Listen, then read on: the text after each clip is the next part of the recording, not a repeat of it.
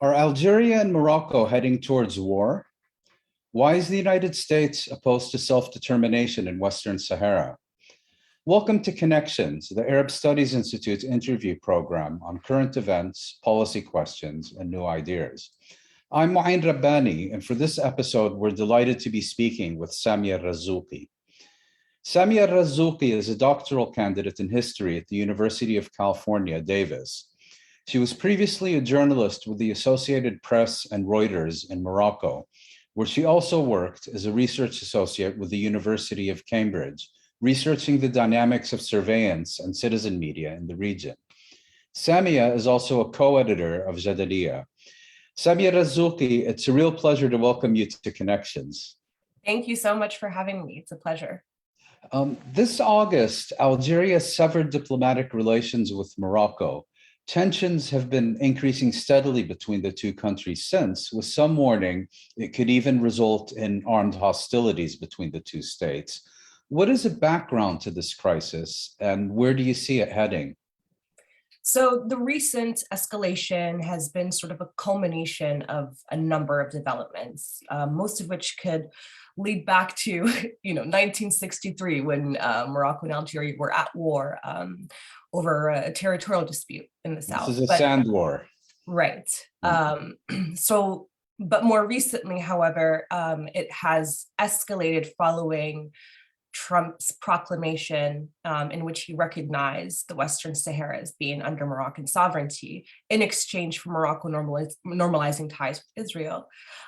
Since then, there has been a steady sort of breakdown of ties between Morocco and Algeria that were already tenuous to begin with. Now, the borders have historically been closed since the 90s, severing communities that have existed along the border of Morocco and Algeria, and interrupting a huge amount of trade and commerce between the two countries. But in August, what happened was there were a series of major wildfires in Algeria, in the Kabylie region in the east. And the Algerian government officially blamed Kabylie separatist groups for being behind the fires. Now, Algeria also accuses Morocco of arming these groups, and the Algerian government claimed to have seized some weapons from this group, which they again claim that Morocco backs them. Whether or not that's true, there's no evidence for it. But at the same time, while this was happening, a Moroccan diplomat called for the self-determination of the Kabylie people, sort of a response to Algeria's position when it comes to the Western Sahara.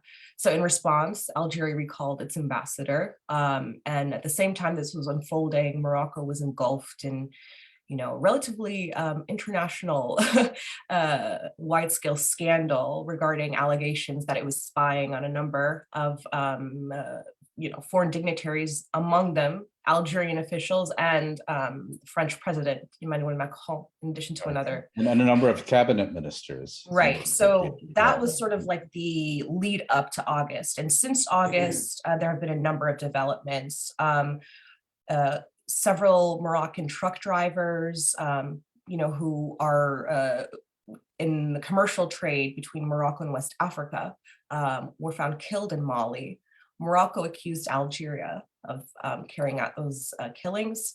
And then more recently, 3 Algerian truck drivers in the buffer zone in the Western Sahara in the south were killed. And now the circumstances of their deaths have still been unofficially they haven't been officially confirmed because access to that region is extremely limited. So allegations have been, going all about, from drone strike to, the trucks were just caught on fire. But Algeria has pointed officially the finger to Morocco.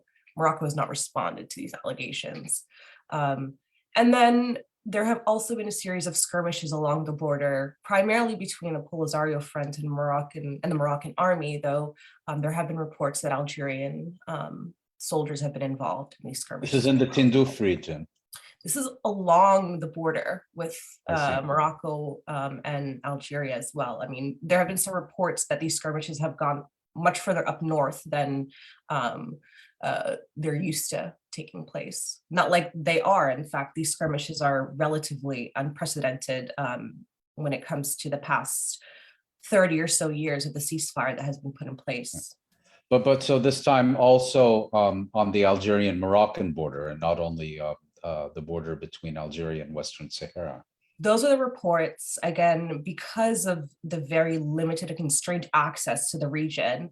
A lot of these reports have not been corroborated. And this has been sort of one of the recurring issues when it comes to news coverage on this conflict, is that access is limited. And even, UN officials, for example, find themselves very limited in their ability to actually go and see for themselves. And so this is part of the issue, more broadly speaking. You mentioned the Trump administration's recognition of Moroccan sovereignty over Western Sahara as one of the background factors to the escalation in Algerian-Moroccan tensions. But now turning specifically to Western Sahara, that conflict, as you mentioned, a ceasefire and diplomatic stalemate has reigned there for almost 3 decades, since 1991. But it has in the past year also seen a significant escalation. And as you mentioned, this has been further exacerbated by Washington's endorsement of Morocco's annexation of the territory to reward Rabat for recognizing Israel. What impact have these developments had on the prospect for self-determination for Western Sahara? So it has been extremely consequential. Now, initially, when this proclamation came out, interestingly enough, it solicited widespread condemnation on both sides of the aisle. In late 2019, early 2020, I believe. Correct. So even members of the Republican Party, including Senator Inhofe, John Bolton, were among the leading voices to condemn this decision. And since the beginning of Biden's administration, they have also been at the forefront of advocating for a reversal on this decision. Now, officially, the Biden administration has chosen to sort of neither confirm nor deny this position. So they're neither upholding it officially, nor are they overturning it. And this has left a huge sort of cloud of ambiguity when it comes to the US's position. And the reason why it's significant is because the US is the pen holder for the UN Security Council resolution that renews the peacekeeping mission in the Western Sahara every year. It just recently passed. And so, if I may, I should also add that none of Morocco's other traditional allies, like, for example, France, have endorsed Morocco's claims of sovereignty over Western Sahara. Absolutely. I believe the UAE opened a consular mission in Ayoun or something to that effect. But well, so they had announced that they were going to open a consulate. Now, whether or not that actually has been the case, I haven't seen any reports of an actual opening of a consulate. And it was very similar to sort of the US announcement, right? They nominally inaugurated an office in Dakhla, but officially now the US does have a position that they're not opening a consulate in the Western Sahara, and that's a major development. But essentially what it did is, it forced the US outside of being in this position of sort of like a neutral, peacemaker. Though historically the US has generally supported Morocco, at least, militarily speaking. And so what this has done is the stakes have become higher, essentially. And what this has done was provide a basis for a resumption of hostilities. And so the Polisario recently announced that the ceasefire is over, and has actively been engaging in various military confrontations with the Moroccan army in the south. And on the other hand, Morocco is very keen on making sure that eyes are on Algeria as a major party in this conflict, a position that Algeria categorically refuses to accept. Algeria's position is that this is a conflict between Morocco and the Polisario front. That's as much as we can say on this. If I may, Algeria's position is basically that this is a question of decolonization. Morocco's position is that this is a question of national sovereignty. But also the military escalation in Western Sahara, I believe, briefly preceded the Moroccan-Israeli agreement. and there were already escalating protests and skirmishes already in October, November 2019, if I'm not mistaken. Well, even before in 2017, actually. So when I was reporting with Reuters, this was one of the stories that I was covering, which was the tensions around Morocco claiming that it was repaving a road in Guergueres, which is a buffer zone technically. No armed military forces from either side are allowed. And when the Polisario raised the alarm, Morocco said, oh, this is a civilian mission. We're just clearing the road so that our truck drivers can make it safely to West Africa for commerce. It turned out that eventually Morocco set up a checkpoint and an outpost there in Guergueres. And that was sort of the beginning of those confrontations that followed up and preceded the normalization. But that's another point that I wanted to sort of go back to about Israel and Morocco, is that this normalization is very nominal. I mean, historically, Morocco and Israel have had enduring ties. Since the 60s. Since the 60s, I mean, notoriously, and we can now confirm for a fact, this used to be a rumor, but because of declassified documents, that Hassan II, bugged a meeting of the Arab League leading up to the 1967 war and provided the contents of that meeting to the Israeli intelligence agency. And so this is just one of many examples of enduring ties between Morocco and Israel. Also, the fact that there is this significant Moroccan Jewish population in Israel that travels frequently back and forth for pilgrimage. So travel is, not restricted between the countries. They've had enduring ties. And so this normalization is very surface level. I mean, aside from setting up an actual, they're calling it a liaison office, not even an embassy. There's nothing really much in substance there. It's not like sort of Israeli ties with Gulf countries, with Bahrain or the UAE, for example. It's a formalization of an existing reality. Exactly. So this exchange, this transaction, if you will, Morocco didn't have to put that much in it, is the point here. And it received a reward that it had been vying for decades, but one that perhaps they miscalculated was going to be the outcome. As you mentioned, no other major country followed suit in terms of recognizing this position. And that was perhaps one of the cards that they miscalculated as being a result of this. And now, as I mentioned earlier, the Biden administration is taking this position of, we're just going to endorse the appointment of the new UN special envoy and let him do his work. Their position is that if they either, overturn or reinforce that Trump proclamation, that it will be seen as an obstacle one way or another for getting the parties to resume negotiations.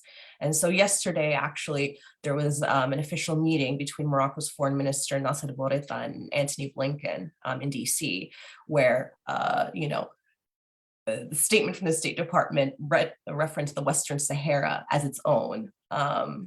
And that kind of can be seen as, okay, well, we're just going to resume the US's historical position before the Trump proclamation. So pretending like it just didn't happen. But I should add that it's maybe worth pointing out that the international position on Western Sahara, the International Court of Justice, already in the 1970s issued an advisory opinion that the people, the Sahrawi people, are entitled to self-determination. And much of the conflict since has been about whether and how such a referendum in Western Sahara will be organized. And the US has had kind of this double policy, as you mentioned. On the one hand, de facto supporting Morocco in its confrontation with the Polisario Front, but at the same time also investing in efforts to find a diplomatic solution to this conflict by, for example, appointing senior American diplomats as UN envoys and so on. Right. James Baker, Christopher Ross. I would also add that, the official acronym for the UN peacekeeping mission in Western Sahara is MINURSO. The R stands for the referendum. So the primary mandate of the UN peacekeeping mission to organize a referendum. To organize a referendum. And as you mentioned, so there has just been a complete stalling over the question of who can vote in this referendum. And that has been at the center of the reason why this referendum hasn't happened. Now, the issue is that the more time goes on, the people that were once eligible to vote and participate in this referendum, unfortunately are aging or passing away, leading way to more sort of convoluted questions of having to contend with the fact that there are now we're 3 or 4 generations in to Sahrawis being born in exile and in displacement in the refugee camps in southern Algeria. And that's an added layer to the sort of the human cost of this, which is hundreds of thousands of Sahrawi refugees have been living in very harsh conditions in Tindouf. And so that's sort of, a major point that I think shouldn't get lost in this discussion, because it's the true human cost. I mean, these families have been cut off from their homes and from their own families, right, in the Western Sahara. So that's a very important point to highlight. But absolutely, so with all of these developments, it's becoming increasingly, the reality that the chances of this referendum happening are increasingly slim. And diminishing. And exponentially diminishing, yeah. Turning back to Algeria for a moment, Algeria's relations with another state, namely the former colonial power, France, continue to be a matter of contention. Last month, French President Emmanuel Macron denounced the October 1961 massacre of hundreds of Algerian demonstrators in Paris, when bodies were thrown into the Seine and so on, but pointedly stopped short of offering an official apology for this massacre. He then added insult to injury by going so far as to question whether Algeria even existed before French colonization. Algeria, as you know, promptly recalled its ambassador from Paris and closed its airspace to French military traffic. At the same time, others suggest that Algeria's current government is in fact heavily dependent on French support in various forms. So the question becomes, is there a genuine crisis in French-Algerian relations? So at the heart of this question, it's not just that Algeria's current government relies heavily on French, but France relies heavily on Algeria in many ways. I mean, migration population, for example. Algerian migrants are the backbone of the French economy. And so in terms of there being a genuine crisis, every few years, this question flares up between Algeria and France. It was something that preceding President François Hollande found himself having to contend with as well. So I believe he was the first to actually recognize that the October 1961 massacre even happened. And also stopped short of an apology, I should add. Right. Yes, absolutely. And so I think the major contextual point here is that it's an election season in France. And so I think this is more reflective of, French political dynamics in light of the presidential campaign that's unfolding.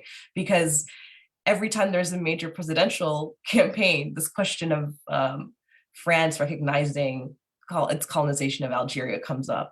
And so I think it's more reflective of that. Though, however, France historically has been a staunch supporter of Morocco. That has kind of diminished in some ways. And there's a number of events that led up to that. So the first thing that happened was when Macron was elected president, his first official visit was to Morocco. And it was at the height of the protests that were unfolding in Morocco's northern Rif region, known as the Hirak. And during his visit in Morocco, President Emmanuel Macron delivered a press conference where he was asked about whether or not these protests came up in his conversations with King Mohammed VI of Morocco. And then he sort of took a position of almost speaking on behalf of the king. And that was sort of seen as a major transgression, not just because the king has himself hadn't spoken on it, but, here we have the French president speaking on behalf of the King of Morocco. That was one thing. Another has been the surveillance spyware scandal that I mentioned earlier. So among the major stories was that Morocco was accused of spying on the French president, as well as a number of French government officials and French journalists and activists. Sorry, so this was Morocco using Israeli spyware, Pegasus and whatever, to spy on French officials at the highest level of state. But the reason why they did so has never been clarified. Was this related to Western Sahara or relations with Algeria? Morocco has been at the forefront of taking advantage of this emerging market of high-grade surveillance. And this isn't the first time that Morocco has used surveillance technologies well beyond its borders. First case was back in 2012, which we can discuss later. But so Morocco has not officially even recognized that it in fact has categorically denied these allegations and has launched defamation lawsuits in France. Though, as far as I understand, though, my knowledge of French law is very limited, that there's a specific article that prevents foreign governments from filing defamation lawsuits in France. So I'm not quite sure how far that's going to get. But no official reason was truly given, and we can posit, we can make guesses. I think it's just that Morocco has been able to successfully use this strategy of surveillance with impunity. And, as so long as it's not facing any consequences, it'll continue to do so, especially because it perhaps is an effective way to gather intelligence and information. You don't have to send any, officers on the field. You just press a button and listen and watch. And this is one of, I think, the major reasons why France has sort of taken a step back in its at least public position in being a strong advocate for Morocco. And I think this sort of fits in with the dynamic of this sort of triangle between Morocco, Algeria, and France. And, historically, France has always been very outspoken in defending and supporting Morocco's position, whether it's on the Western Sahara or whether it's, supporting Morocco as a way to sort of nudge Algeria. But that hasn't been the case. Now, again, it could be because, domestic politics are reigning supreme right now. Officials are more concerned with elections. Sorry, are you here referring to the votes of French citizens of Algerian background? I'm referring to sort of elections in France in general, the presidential elections. Mm-hmm. So it would be interesting to see how these dynamics unfold following the elections. And I think that will provide us with insight about how genuine these issues are between the two. And to what extent do you think energy politics comes into this? I mean, as part of the tensions between Morocco and Algeria, Algeria has shut down a gas pipeline that has led to energy supply issues in Spain. But if we look at France, I believe France is one of the main purchasers of Algerian hydrocarbons. So to what extent may that also account for what you see as a potential shift in French North African policy? Yeah, so the point of the gas pipeline is super important. I'm glad you raised it. There's this pipeline that supplies gas to both Morocco and Spain. So it's right. The traverses Europe, Morocco, and it goes from Algeria to Morocco to Spain. Mm-hmm. And so in the context of these escalating tensions between Morocco and Algeria announced it was going to cease supplying gas through that pipeline and provide Spain with gas directly, essentially removing Morocco from the equation ahead of the cold winter season. Now, Morocco is not a country rich in energy resources, so this is definitely going to have significant ramifications. But so the fact that Algeria is able to just continue supplying its European allies directly makes Morocco a little bit sort of disposable in that relationship. And so I definitely see that Algeria, and this has been historic, right? Algeria has a huge trove of natural resources, which is able to use in shaping its policies and using it as leverage in navigating its relationship with its European allies, specifically its former colonizing power, France. So that's absolutely a huge component of it. And again, ahead of the winter season, right? If it's not already cold enough there. Right. So this will be an issue for both Morocco and European countries, which are already dealing with a potential energy crisis. Right. If we turn back now to Morocco held parliamentary elections this past September, and the parliamentary elections rather, and these saw the Islamist Justice and Development Party, the PJD, ousted from government for the first time since 2011. And it had been either leading or a coalition partner in government for an entire decade. And the surprising winner of these elections and the current prime minister is Aziz Khanouch, one of Morocco and indeed Africa's wealthiest businessmen. So the question becomes, has the election had a significant impact on Moroccan politics and government policy, or is this a question where you're really dealing with the state structure in which the key factor is an executive monarchy and royal court, and in which governments have only limited leeway in setting policy?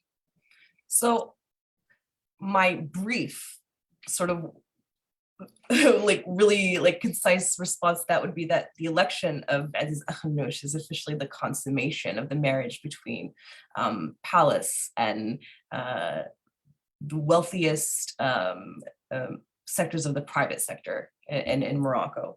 So let me take a step back here, because there's so much that is worth highlighting.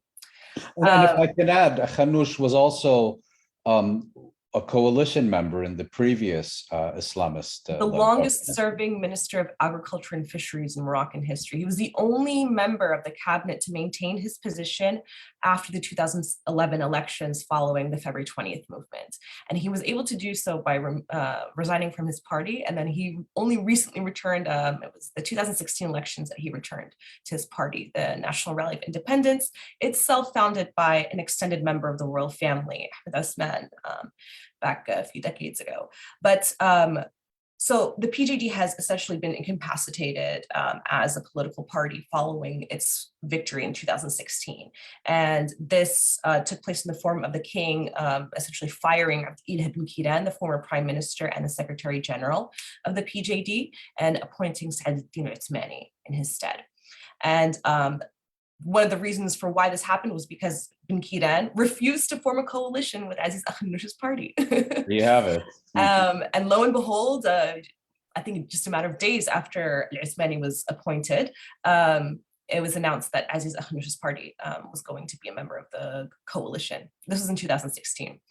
And so there's that dynamic. And then there's also the fact that Aziz Khanouch is not only a wealthy businessman, one of the wealthiest businessmen, second only to the king, but he's also a very close personal friend of the king.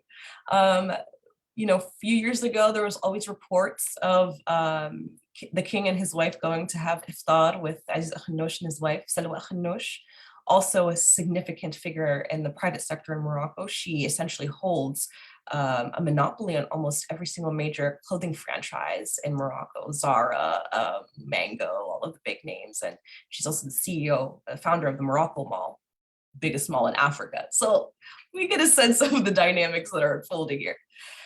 But Aziz Khanouch's wealth comes from his investment and his holdings in the energy sector.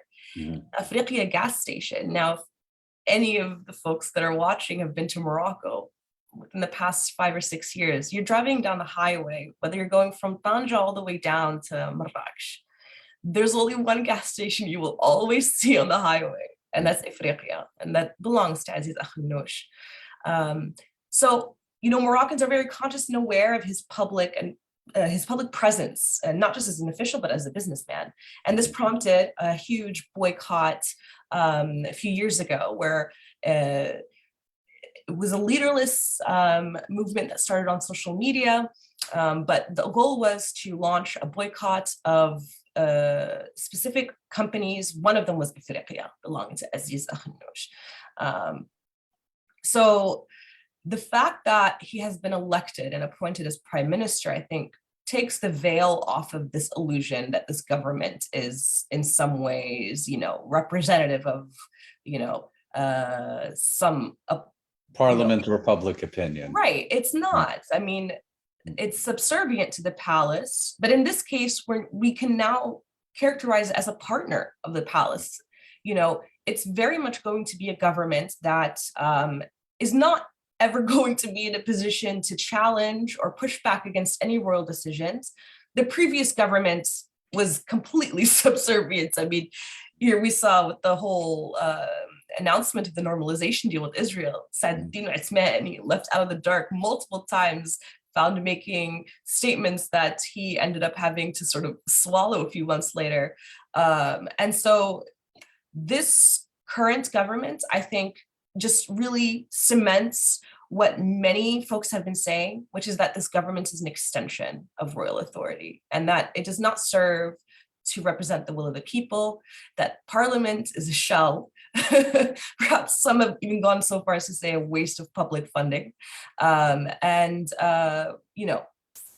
sort of what this election, I think, has shown.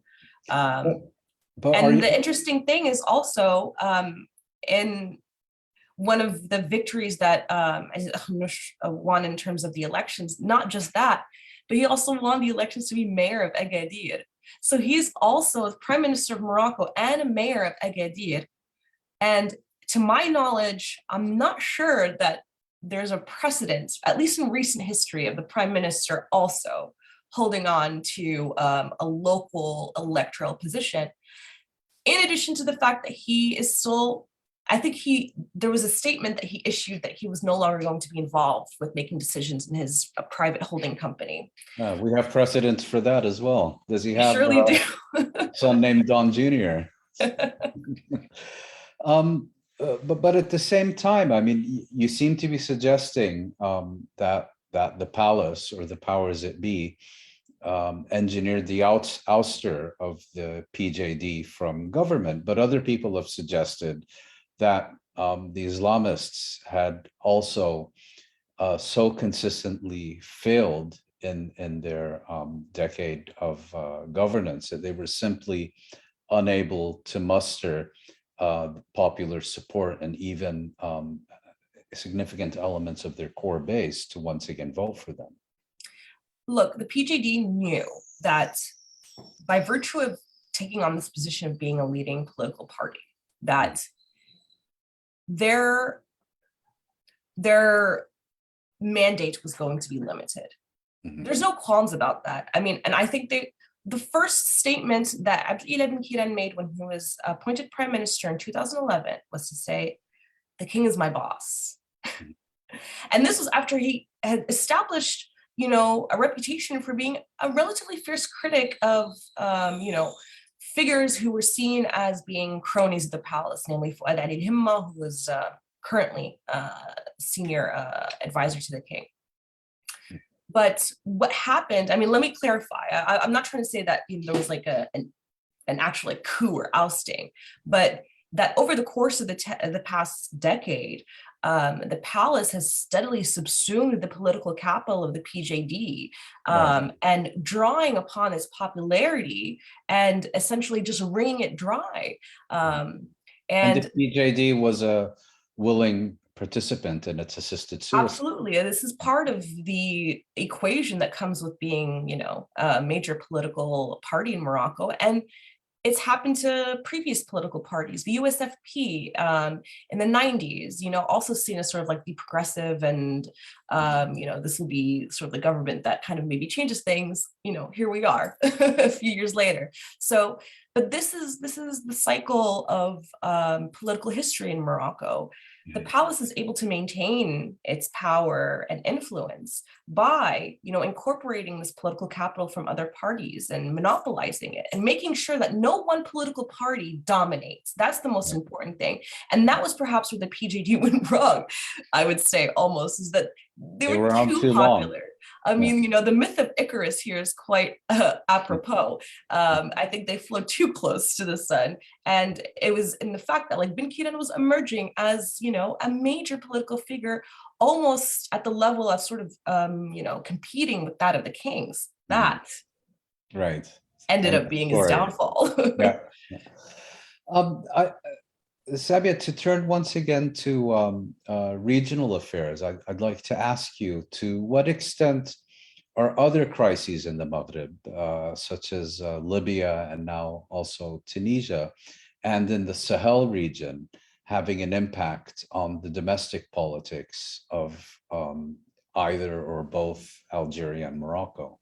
Oh, I think it's definitely a two-way street. I think it's these crises having an impact on both Algerian and Moroccan politics, but the other way around, that the dynamics between Morocco and Algeria also having an impact on these regional crises. So Tunisia, for example, they're a non-permanent member of the UN Security Council, surprised everyone, including especially Morocco, when it abstained from voting in the UN Security Council vote to renew MINURSO. Many pundits in the Maghreb, primarily in Algeria and Tunisia, pointed to the fact that this signifies maybe Tunisia shifting a little bit more closer towards Algeria. And then earlier, there was what I mentioned about the series of, deaths of truck drivers in Mali, West Africa and in the Sahara region as well, on both sides, right? Both of whom are accusing each other. And then you have Libya, of course. Now, Morocco has been at the forefront of, really pushing this narrative of being a peacemaker with the various parties in Libya. Morocco hosted the Khairat negotiations, which led to, a deal which we can now see what fate it was met with. But also recently, I believe Morocco is also a party of the Libya negotiations that are unfolding in Berlin. So, and Algeria traditionally and historically has always taken a position of, we're not going to interfere in any of these affairs, though anything that we could do to contribute to mediation, of course. But Algeria hasn't been very sort of upfront to the same degree that Morocco has when it comes to Libya. But that's not entirely the case with the Sahel, especially in Mali.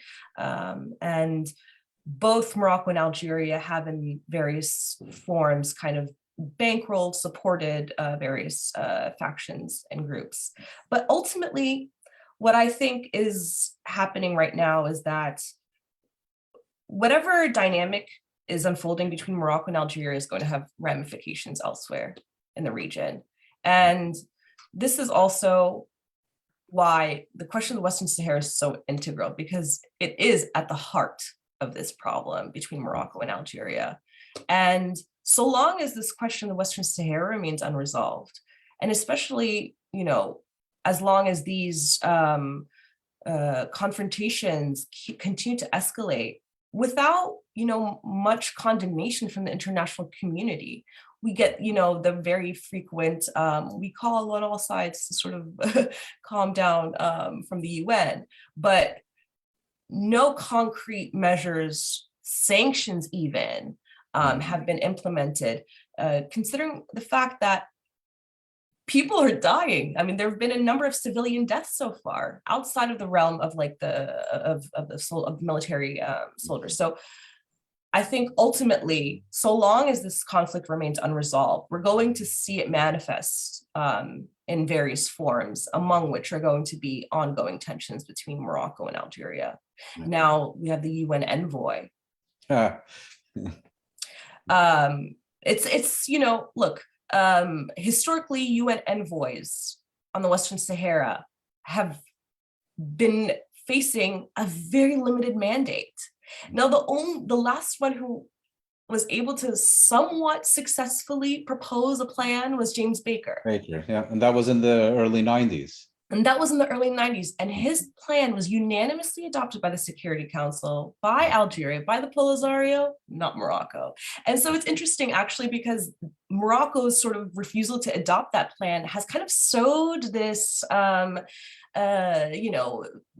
sentiment among those that were part of that process, including John Bolton, right? He worked with James Baker. Right. And so, he kind of saw firsthand, and you talk to, Well, he's I personally recently, invested, I get the impression from yes, his... and I recently spoke to Christopher Ross, who's a former UN envoy for the Western Sahara, and he is of the mind that, Morocco, if there's anyone to blame for why no progress has been made, it's Morocco. The reason being that, one of the conditions, directives of the UN Security Council is that the parties, participate in negotiations without preconditions. That Morocco only agrees to participate in talks if it's only its autonomy plan that's discussed, Right. if Algeria is part of the talks. So there's also, without going too much into the nitty gritty of it, but there's this contention over, the roundtable talks versus like the direct talks. Morocco is very much, no, Algeria needs to be part of these conversations. Algeria says no. And then even when they do manage to get Algeria to participate, from what I hear from folks, Algeria just kind of remains mum and doesn't really actively participate in the conversations. So the current envoy is going to have a lot on his plate. Well, I mean, he's a clown even before he gets out his plate. I really wouldn't Right, expect and I think ultimately it's going to be up to the UN Security Council to back up the envoy and to provide him with the support to be able to do what his mandate calls for, which is to work towards, establishing a referendum. But Well, I'm afraid that'll require a different and more effective envoy. But that notwithstanding, Samia, finally, I'd like to return to a subject you've addressed earlier, and also something that you were involved with as a researcher in Morocco, namely surveillance and also citizen media. What significance do you see in terms of the use of these surveillance activities? I mean, especially if you look at North African countries, they have a history of very intensive surveillance of their citizens long before electronic measures and NSO and all the rest of it even existed. So what has been the impact and significance of the kinds of technologies that we're seeing today? Yeah, I mean, just a disclaimer, it wasn't just research that I did. I was part of a citizen media collective called Memfekinch. I And see. we were targeted with surveillance in 2012. Well, then you're the perfect person to answer this question. Right. So it was software, it was spyware that was purchased from an Italian-based company called Hacking Team. And Morocco initially denied it. WikiLeaks subsequently published emails that proved otherwise. And there were no major consequences. Like I mentioned earlier, this question of impunity, the fact that nothing happened to Morocco. And then, of course, more recently, the allegations of them purchasing and using Israeli NSO group spyware, Pegasus, also used on a number of, used by other countries, dictatorships, regimes in the region and elsewhere in the world. So when it comes to Morocco, there's one particular, event, and I think,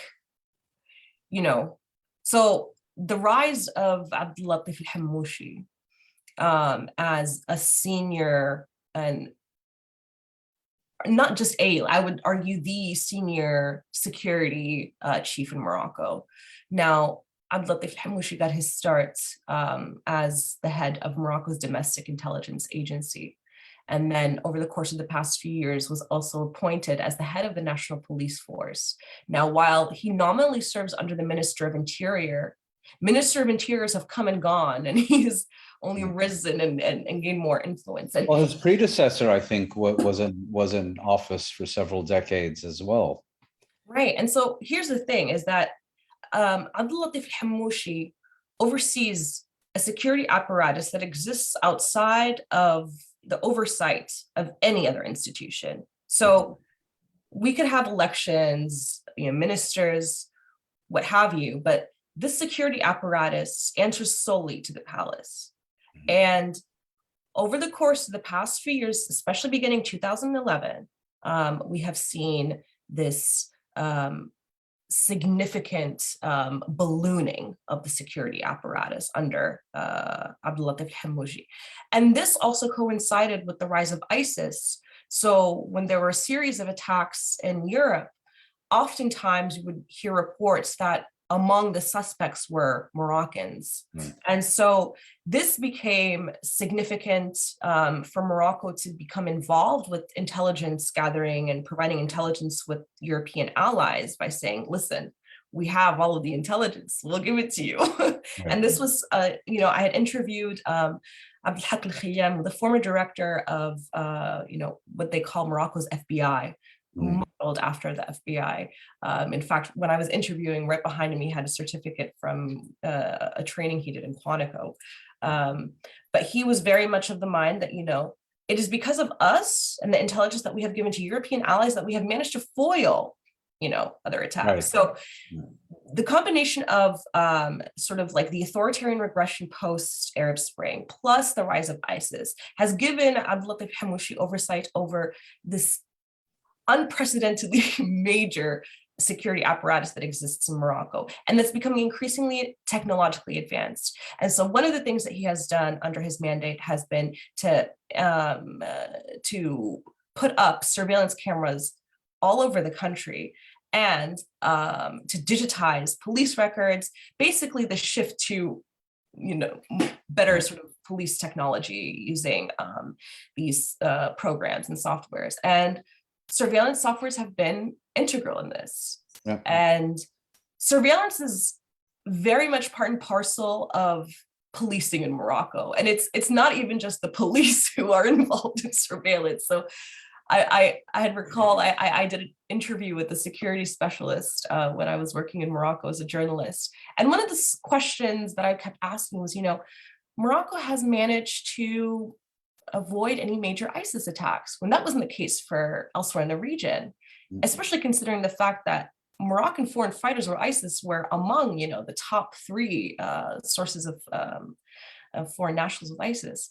And this person told me, everyone is just watching each other. Like the chance for that happening are impossible. And like this idea is institutionalized in the Ministry of Interior with the position of the Muqaddam. The Muqaddam is literally someone who has been assigned a part of this, like a neighborhood, and his sole responsibility is to watch everything. Who's coming, who's going. So policing and surveillance are embedded within the fabric of Moroccan society and even institutionalized within the Ministry of Interior. And so, it seems very natural that this path would be the one that they go down by using surveillance. And the fact is because it's effective. They're able to gather an immense amount of information. And lo and behold, a lot of that information has been used to imprison and jail activists and journalists. And, to gather information that could be used in a way that, gets at the heart of this question of morality. So a lot of these journalists and activists who have been imprisoned and faced charges have faced charges for, of sexual and moral, of a sexual and moral nature, not because of their work. And a lot of this stems from the fact that, this information was gathered through surveillance. And lo and behold, a lot of those activists and journalists were revealed by a number of organizations to have been under surveillance, especially recently with the Pegasus spyware.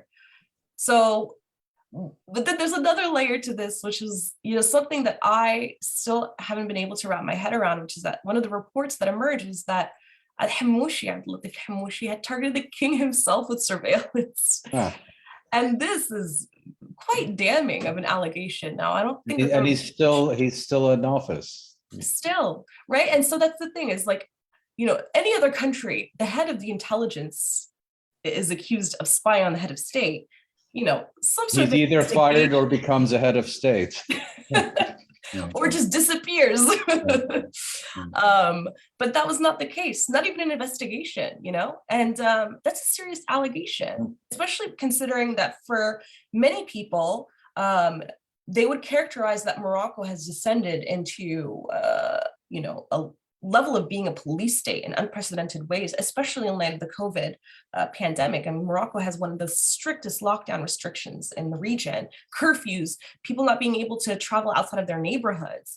I remember when the COVID restrictions were first implemented, the Ministry of Interior used to regularly publish the arrest records of those that were arrested for violating lockdown restrictions. And I think once it got to almost 9,000, they stopped publishing that information. Many people that I've spoken to that have gone to Morocco recently and or live in Morocco, obviously, have said that it feels extremely restrictive. And so I think this is, the culmination of what happens when the head of your security apparatus is able to essentially, unbridled power with impunity. Right. Yeah. It's a brave new world. Samia Errazzouki, I'd really like to thank you for sharing your expertise and insights with Connections. It's been an extremely informative discussion. Thank you. Our next episode will be with Mark Taylor, speaking on war economies and international law on December 8th. Thank you very much for joining us. Thank you.